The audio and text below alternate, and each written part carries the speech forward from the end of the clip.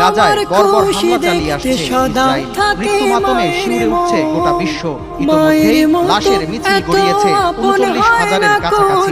শত শত লাশ, গৃহহীন মানুষের আর্তনাদ, এসব যেন আমাদের চোখে সয়ে গেছে মিডিয়ার বদৌলতে। কিন্তু ফিলিস্তিনিদের এই সংকট সময়ে ঠিক কোন অবস্থানে আছে বিশ্ব ফুটবলের দুই শক্তি ব্রাজিল ও আর্জেন্টিনা?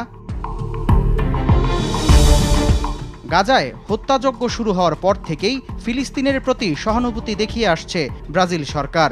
গাজা ইস্যুতে ইসরায়েলের সঙ্গে কূটনৈতিক সম্পর্ক ছিন্ন করতে ব্রাজিলের প্রেসিডেন্ট লুলা ডি সিলভা গেল মে মাসে ইসরায়েল থেকে ব্রাজিলের রাষ্ট্রদূত প্রত্যাহারের সিদ্ধান্ত নেন। এছাড়াও ফিলিস্তিনের সঙ্গে মুক্ত বাণিজ্যের ঘোষণা দিয়েছে ব্রাজিল।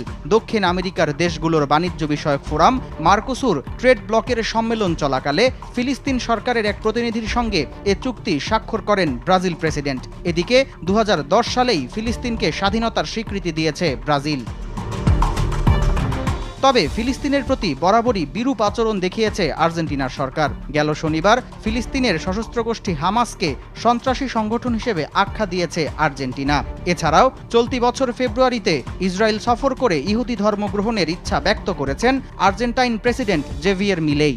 আরব ও ইসলামিক গ্রুপের কাউন্সিলের দূতদের সঙ্গে একটি পূর্ব নির্ধারিত মিটিং বাতিল করে দিয়েছেন প্রেসিডেন্ট মিলেই। তার দপ্তর এক বিবৃতিতে জানায়, বৈঠকটিতে ফিলিস্তিনের উপস্থিতি থাকায় নিজেকে প্রত্যাহার করে নিয়েছেন তিনি।